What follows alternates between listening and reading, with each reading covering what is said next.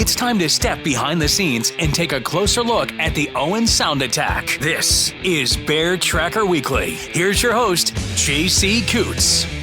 Well, hello and welcome to episode 8 of season 2 of the Bear Tracker Weekly podcast. It has been an up and down week for the Owen Sound Attack, shall we say. The ups being a pretty great game played against the London Knights on Saturday night. Still did not win that game, but the Attack do come away with a point, a little revenge for the London Knights after their overtime loss to the Attack to start the regular season. And then the school day game in Sarnia did not go well for the Owen Sound Attack, dropping a 6-4 decision on Wednesday morning. Based on talking to some of the players and coaches after the game on Saturday night, it sounds like maybe school day games aren't as great as we thought they were after last week's victory over Sarnia. But also striking the Attack this week again was the injury bug, and this time its victim was Jake Crawford, who will now be out 6 to 8 weeks with an injury. We will talk about the mounting injuries, the impact, and what options Dale DeGray might have as part of the Media Room Roundtable. That is coming up in this episode. Also had a chance to talk to Cole Zurawski, who's having a great season and is starting to get noticed around the Ontario Hockey League.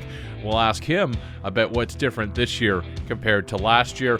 Plus, also joining us will be Pierce Mbuyi. Saturday night, the Hockey Fights Cancer game. That was an emotional game for Pierce Mbuyi, who lost his mother to cancer 4 years ago. We talked to Pierce about that, plus a video that Pierce recorded before the game on Saturday. We'll play that for you on this episode so you can hear his story about the Mbuyi's family's experience with cancer. It's going to be a busy episode, so buckle up. Here we go. Episode 8 starts now.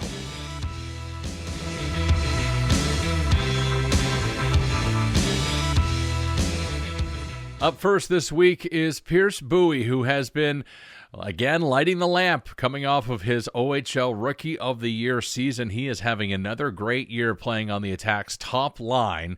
And Saturday night was a bit of an emotional night for Pierce Mbuyi. It was the Hockey Fights Cancer game, and Pierce actually lost his mom to cancer 4 years ago. And before we get to chat with Pierce, let's play a video now. This is something that Pierce recorded to be played during the intermission at the Attack game on Saturday night. This is Pierce Mbuyi's story with cancer. Hi, my name's Pierce Mbuyi. I'm a forward for the Owen Sound Attack, and this is my story with cancer. We found out that my mom had cancer in December of 2019. Right around when COVID started. It was a pretty big shock for me and my family. None of us have experienced anything like that. No relatives, nothing. We weren't exposed to cancer at all, so it was a really big shock. Me and my mom were like super close. She would take me to hockey, and I remember she would have like these really bad stomach pains when she would be driving me, and like we'd have to pull over. We weren't sure what it was. My mom, we went to our family doctor. They didn't know. They didn't, I guess, check for cancer. They didn't think that it was cancer.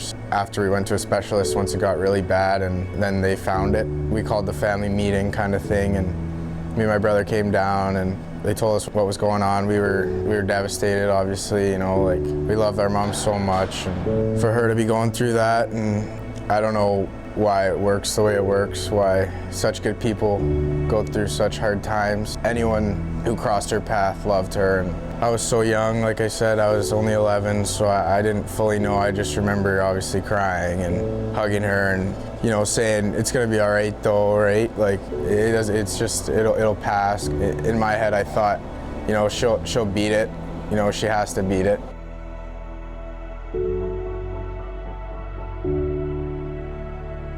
It just didn't feel real. It's the feeling you can't really describe. To this day, it doesn't really feel real. Like every day I wake up thinking I can text her, call her, but the support that we got through the hockey world and through our friends and family, it was really nice, and a lot of people were affected and helped us out. Well, I just want you to know, like, if you're going through something like this, or someone you know has cancer, cancer's in your life somehow, you know, it's good to talk about it, talk to someone, and make sure not to go home and just keep all your thoughts and your feelings in your head. It'll eat you up. It's important that you have, you know, someone or a couple people, friends, family that you can talk to, and it's okay to be emotional about it because it's one of the worst things that you can go through.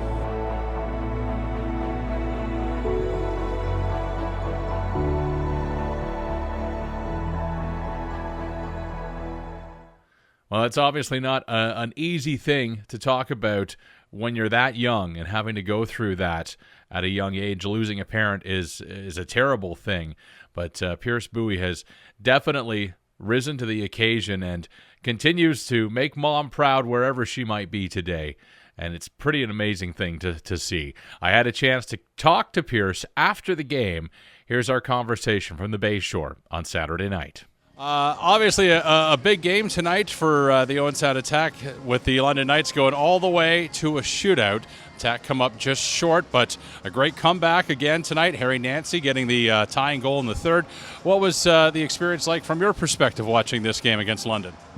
Yeah, I thought overall we played a pretty hard, strong game. Obviously, to lose like that, it's pretty sucks. But I mean, the effort was there. Just we couldn't get it done in the shootout. So big one tomorrow. So we got to bounce back.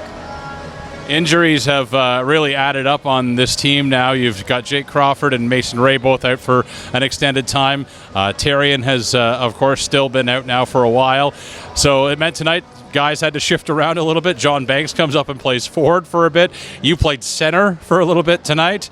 What's it like when those changes happen? How did you feel at center? Yeah, the injuries have sucked. Obviously, that's never what you want. I played center a bit when I was younger, so it's nothing really too new for me. Felt fine out there, but getting back with my line Diesel and Nance in the third, obviously I feel more comfortable. So, yeah, all the injuries have been pretty hard for the team, but we know we've got a good group and we can adapt. And we got to go into Oshawa tomorrow and take it out on them tomorrow. Tonight we got to see that top line get put back together late in the third period, and that top line being yourself, Tristan DeLille, and Harry Nancy. You guys have been unbelievably good since Harry joined that line. He's got a ton of points, as do you, as does Tristan. What's it like? How can you best describe the chemistry that the three of you have together? Yeah, I think we just we click really well. Obviously, we're on the power play together, and then we're obviously together out there 5-on-5. So I think just playing together, getting the reps in practice, just talking in the room, talking about little things we can do out there to be better. And I think we've connected really well. Obviously, last year I was with Delhi, so I have chemistry with him from then. But Nance has been great with us, and super happy he's up there with us. A bit of an emotional game tonight, the Hockey Fights Cancer game. You recorded a video tribute talking about your mother, who lost her battle with cancer about 4 years ago. We're going to play that video here on the podcast as well, so people can hear you talk about that story. But what did it mean for you tonight? You took the opening face-off on behalf of your teammates. I'm sure it wasn't an easy thing. You looked a little bit emotional when you got back to the line, but I'm sure you felt that Mom was here tonight. Yeah, the support from everyone around me has been amazing, and obviously such a terrible thing, but I think it's important to talk about and spread my story, just so people know they're not alone. And I think it's really nice what we did here tonight, and I think it's really nice. Well, I know it's not an easy thing to talk about, but obviously as a young man showing a lot of strength and coming through that with you and your family, we wish you the best of luck. And obviously with an extended road trip coming up, we won't see you again here at the Bay Shore for a couple of weeks anyway, but best of luck to you and your teammates on this upcoming road trip, Pierce. Yeah, thank you.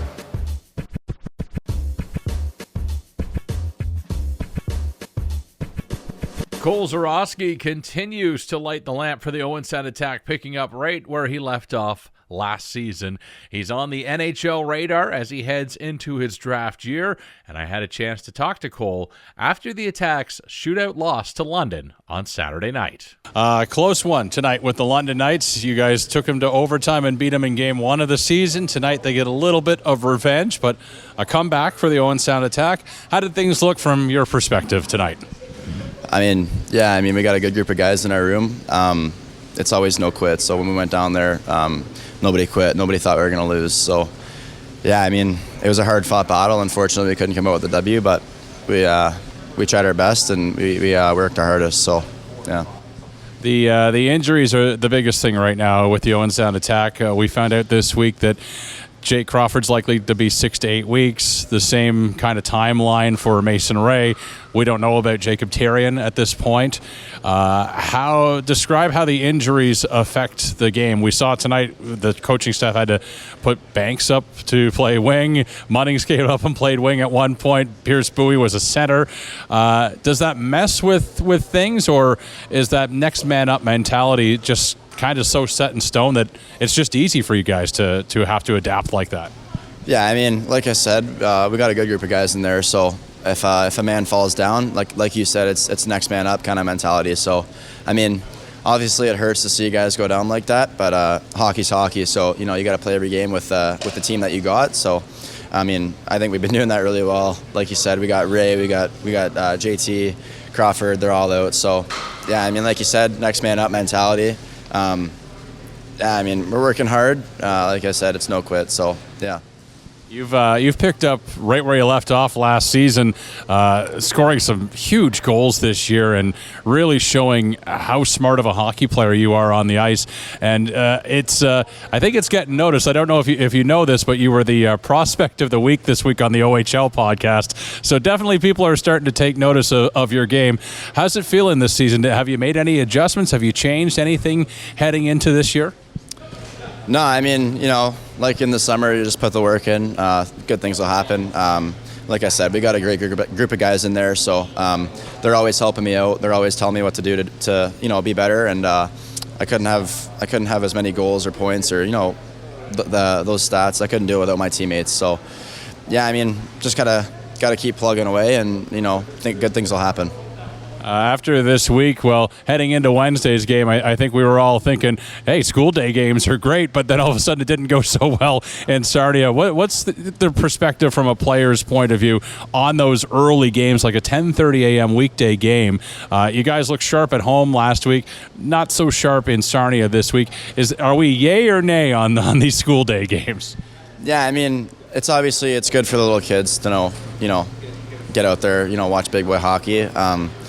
It sucks for us players because it's a lot earlier than usual, but it's once you get to the rink, once you wake up, it's a game day, so you got to treat it the same. Try to play the same. It's obviously tough, but there's no excuses. So we just kind of had to have a better effort. We brought it to 5-4, but couldn't get the job done. So. If I'm not mistaken, I believe Max DeLille will be rejoining you tomorrow after having won the U17 World Hockey Challenge. What does it mean for you guys to see a teammate have success and then come back and join the team? I didn't even know that he won it until you just told me there. So, obviously, round of applause to them. They're a great team. But, like you said, we need our bodies back, so hopefully he can get back as soon as possible. I think he's playing tomorrow, so he'll be a good addition to our team once he's back. Like I said, congrats to him, but we need him for our team now. Well, his driver is sitting over there, and he says he's going to have him to the rink in Oshawa by game time tomorrow, so you should be all good there. You're away for a couple weeks now on the road. We'll see you back here in 2 weeks. Best of luck to you and the boys on the upcoming trip. Awesome. Thank you.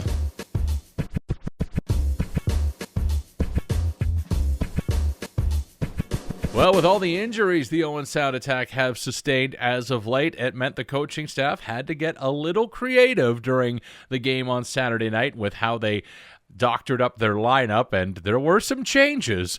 I had a chance to ask Scott Wray about that and what he saw on Saturday night after the Attack's shootout loss to London.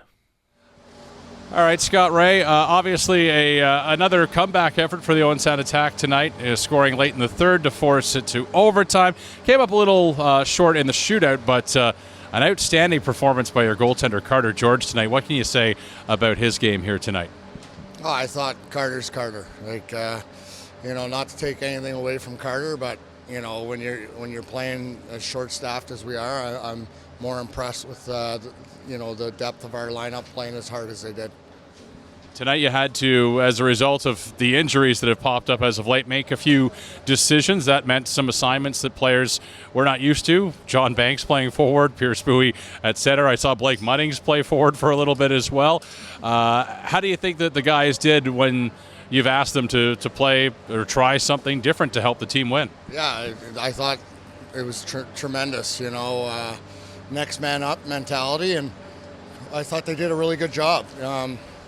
We used Banksy for two periods there, and he got us where we needed to be. It was a tight enough game where we could say, okay, put him on the back end, get some more offense out of him from the back end, and then shrink our lineup a little up front and go to three lines. And I thought everybody did a great job.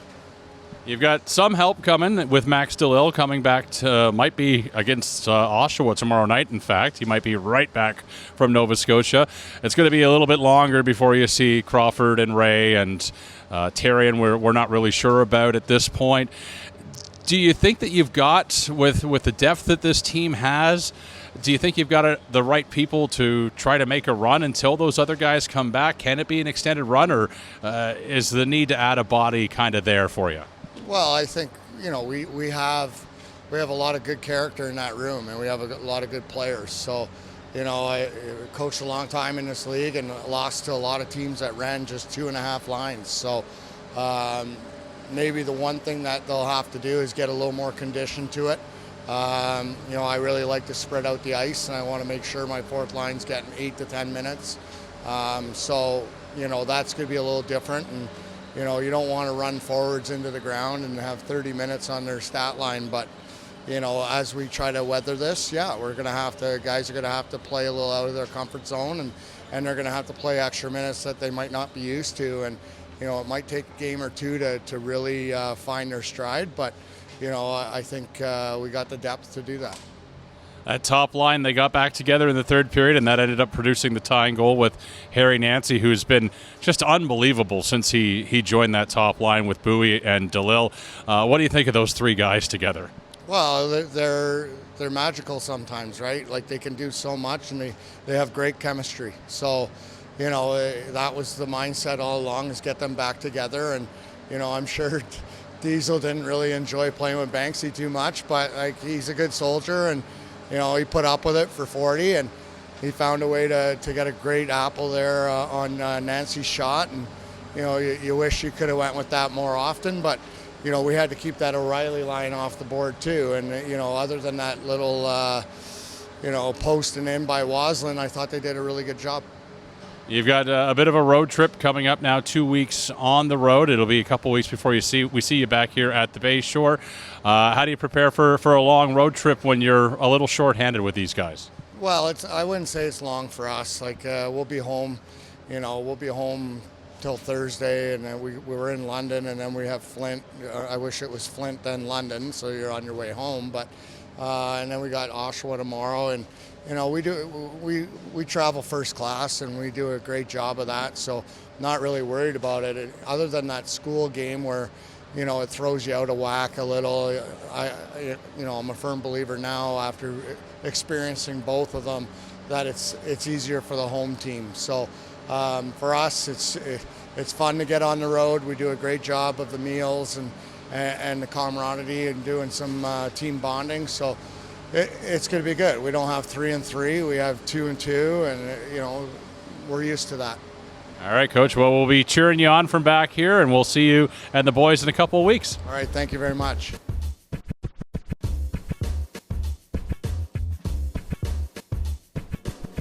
Well, the Media Room Roundtable was a little short-handed this week. Mark McKelvey was away and Spencer Byers was occupied, so it's just going to be a three-headed monster this week. It'll be myself, Greg Cowan, and Matt Hermes. Here it is, the Media Room Roundtable from before the game Saturday night at the Bayshore. All right, gentlemen, we're a little short-handed for the Media Room Roundtable tonight. Not quite as short-handed as the Owen Sound Attack are. Of course, we're going to talk about injuries. That's the big topic right now. The latest to join the infirmary are Jake Crawford and Masen Ray.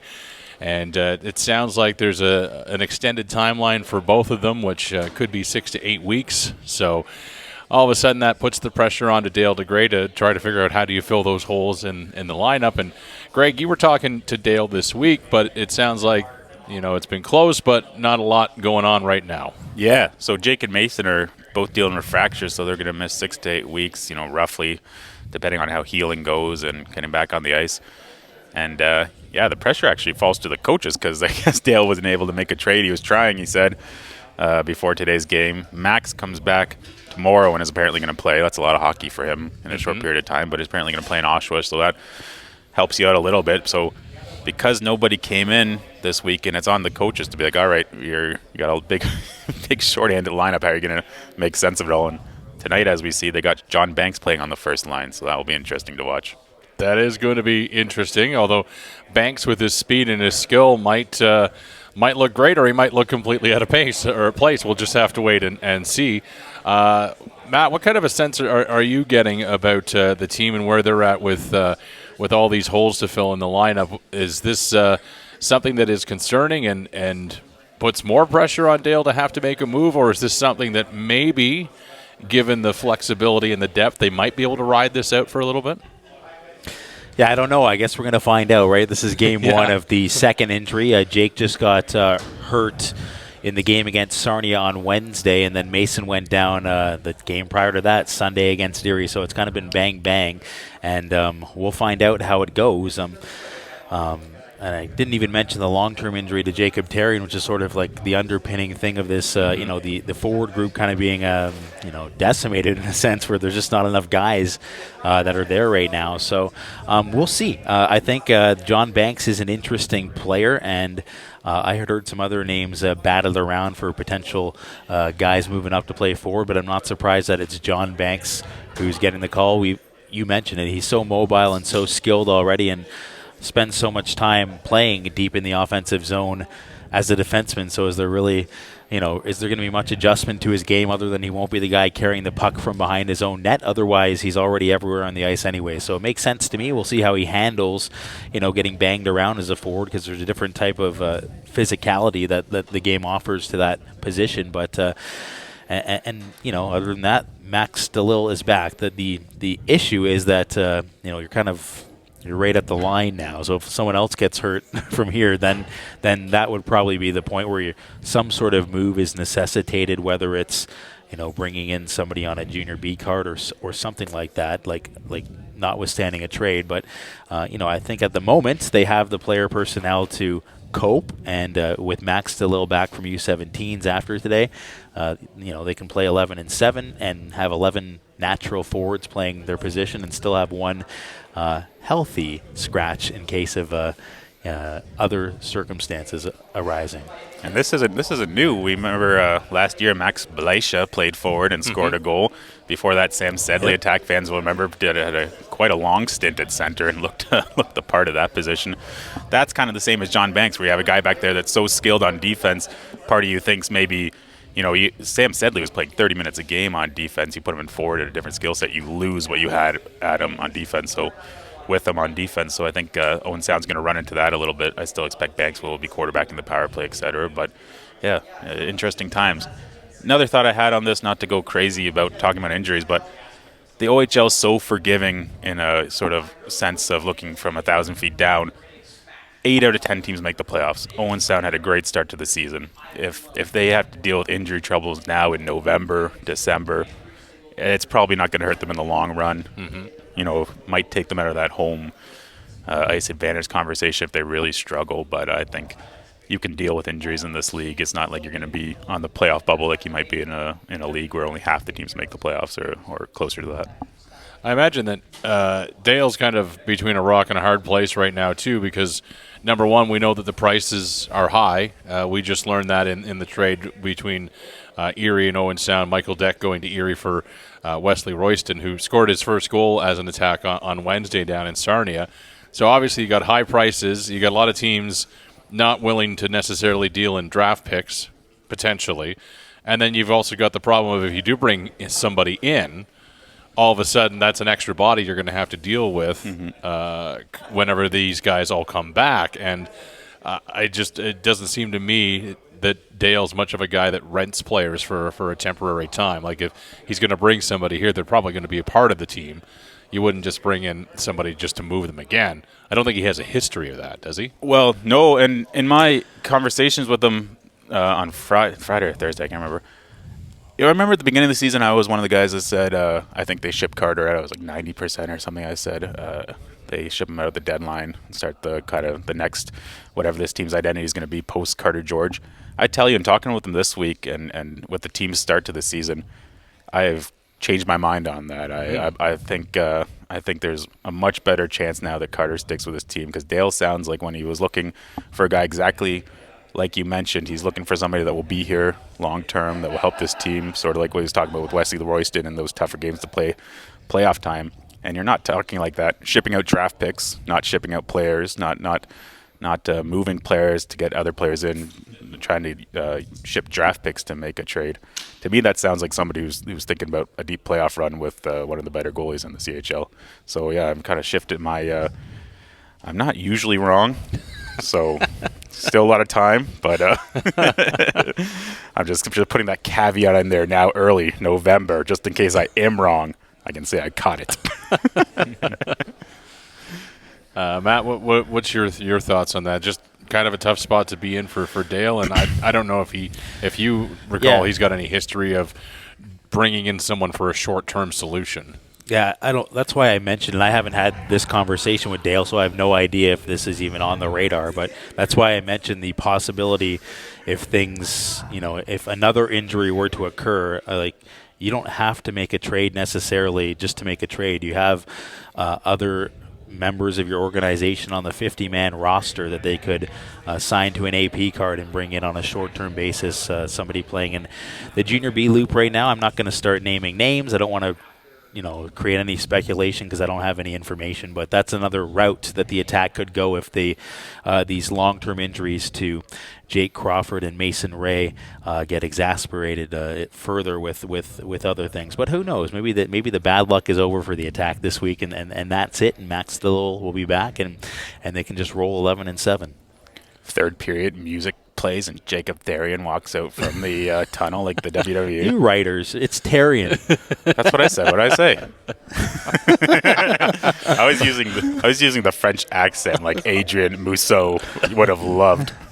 He would have, yeah. Let's take a look at the week that's been so far. I mean, the Attack, we know, are about to play the London Knights. They're going to head off to Oshawa tomorrow, which much different Oshawa team than last year. But this week, things did not start very great for the week with a loss in Sarnia, which, Matt, you were there. I'm guessing the Attack just did not, as Coach Scott Wray points out, start on time. That was kind of the problem. Exactly what happened. I mean, Sarnia was up 3-0, 8 minutes and 30 seconds or so. Spare me a few seconds if you can, Greg. But 8.5 minutes into the hockey game, something like that. It was 3-0. I was at a groundbreaking for a Union Training Center, so I didn't watch the game. The Attack lost. What? Yeah, they lost Wednesday. Tell me Tristan DeLille still has a streak going, please. Right? Anyways, just a game where they didn't have the great start. Sarnia scored 13 seconds in, and were playing ahead the whole time, well ahead. So I think the Attack did well to battle back into that game. Their shiny new forward actually had a golden scoring chance to make it 5-5 in that third period, and things might have been a lot different if he hit the open net and the glove wasn't there of the goaltender Evan Millette of Sarnia. So I think, anyways, just to rehash it all, the attack started slow and then scored a bunch of goals as they can, and we're right in that hockey game and just didn't win. So I didn't really find it all that discouraging when you're playing in a very hazy, chocolate milk-infused environment at 10:30 in the morning. That's where I do my best work. It can be tough, right? So we saw it here at the Bayshore with Owen Sound jumping all over Sarnia in the school day game here. It was literally the exact same scenario on the other end with the home team just getting that big boost and a big start. Were you on the bus? Like, did you go down that morning? Did the team go down that morning? No, they went the day before. Oh, okay. Yeah. Okay. It's not Niagara here, Greg. Well, it kills my theory. I was saying Trenton Bennett had a rough first period, and I was thinking if he was on the bus that morning, he's going to need 6'8" fella. He's going to need 4 or 5 hours to stretch out. So, but if they're there the night before, I don't even know. Like, he'd have to leave at yeah, crazy. Yeah. No, they went the night before. All right, Smart move. wow, nice to be rich. One of the, a lot of the players on this team have stood out in the last couple of weeks, but I think Harry Nancy has probably been one that a lot of people have noticed his shift in his game, which is he's become a guy that's pretty hard to knock off the puck. He's also become a playmaker with, I don't have the stats in front of me, but I think it's something like 11 points in the last 4 games, a lot of them being assists. Tonight he's going to get a chance to skate. He has been skating with Pierce Mbuyi, but now add in John Banks on that line. So you got the size provided by Nancy. You've got a lot of skill provided by the other 2 guys on that line. What's up with Harry Nancy? Was it just a matter of getting drafted in the NHL and just kind of seeing how the other side of things work and then really working hard over the summer, or is it just they finally found the right chemistry for this guy on this team with some really good line mates? I think the offensive creativity and the puck movement ability of Harry has always been there. That's kind of what I think most people saw in his game in his first 2 seasons in the OHL, is that he had a very creative mind and some good hands and the ability to see the play and move the puck well. It's the rest of his game that has been starting to round into form. You talked about how he's harder to knock off the puck. I've even seen him throw more hits lately, which is something that I understand that his NHL club, the Toronto Maple Leafs, they want him to develop. They want him to play a more physical game, which is something we really haven't seen from Harry in his time in the OHL yet. But, NHL teams see a big frame and the potential for a big power forward if he develops the right way. So I think that, Harry is probably just listening to all the different direction that he's getting from both his coaches here in Owen Sound and from those he's dealing with the Toronto Maple Leafs, and trying to think about that as he works on his craft. And ultimately I think he's just a guy who's gotten more and more comfortable, and he's playing a bigger role, and he certainly has looked the part of whatever you want to call it, a top 6 forward for the attack this season. That's what's neat about this league, when players get the opportunity and their hard work they've put in meets that moment and they excel, and that's something Harry's doing right now, Tristan DeLille's doing right now. Ever since he's been here, there people around the attack have been like, "Oh, this guy ever puts it together. This guy ever puts it together." I'll be laughing if his feet ever catch up with his hands, type of talk, and it's happening this season. I wrote a story with Harry earlier this year, and he's done a lot. Like the Toronto Maple Leafs, obviously, you get into their system in the summer, they're going to do a lot of work and just put you on the right path. Greatest NHL franchise probably, yeah. And don't hear any differing opinions. I have a few opinions on that, but keep going. He's changed. just took the mood right down. But he's changed a lot. He cut his stick 6 inches, he told me. Play with a shorter stick so he has better handles when the puck's in his feet, can kind of escape out of tough situations. He changed his skate blades, and I don't know anything about skate blades, so I can't tell you what he did there, but apparently there's blades that rock more than others. I don't know. Something happened there. He changed his skate blades. He's gotten bigger, more steady on his feet. And when you're more steady on your feet and when you can push guys off you or hold them off you, it gives you more time to open up those passing lanes and spot those guys coming through the middle like he does so well. His passes behind the net on the power play last week. You mentioned his 9 assists. I believe 8 of those were primary assists, like not those secondary assists. So yeah, it's just been fun to watch, and it's great evolution of his game in Owen Sound. There you go. All the kids in Owen Sound now are cutting their sticks shorter now to be like Harry Nancy and getting new skates. Get by those, you see those mini sticks, the mystery sticks? Those are all the rage. And they're short. Gentlemen, bold prediction time as the last question of this Media Room Roundtable. We're playing the London Knights tonight. We're 2 points ahead of London in the standings. Owen Sound third in the West, London fourth. Who finishes ahead of the other? Will Owen Sound be ahead of London, or will London be ahead of Owen Sound when this season is all said and done? I think we're at the quarter mark of the season right now. Greg, you can go first. Yeah, I had London and Kitchener ahead of them in my preseason media poll, so I'll keep it the same. Also had Jake O'Brien leading the league in scoring. So it's like I said, I'm not wrong too often.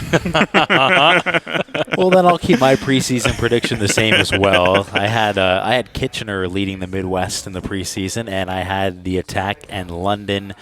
Who knows for second or third. What I will say is that London, to me, in the preseason was kind of a mystery with all the quality turnover they had in terms of who they graduated out of the OHL. They still have number 3 Sam Dickinson on their roster as an example, but he's not going to play for the London Knights this season. No. And other guys that have moved on to NHL careers and other pro careers. So what I will say is that the Knights have certainly found their footing, and the guys that they have back now who are NHL prospects are good players in the OHL. Not to mention they added a top 5 pick from the 2024 OHL priority selection to their lineup recently in a trade with Niagara, and I'm referring to Brady Waslin. And he's been great since he's been there. Yeah, all that to say that the London Knights are a good team once again, and I'm sure that given their organizational history, they're motivated to try to ensure their run of winning the Midwest Division continues. Will that unfold? I have no idea.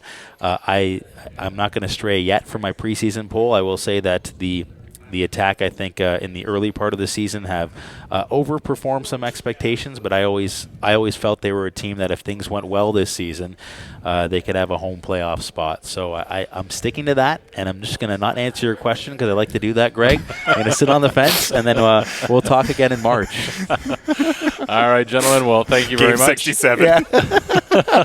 You guys are off to do the pregame show on CFOS, so appreciate your time, and thank you for tuning into the Media Room Roundtable. All right. Thanks, JC. Thank you.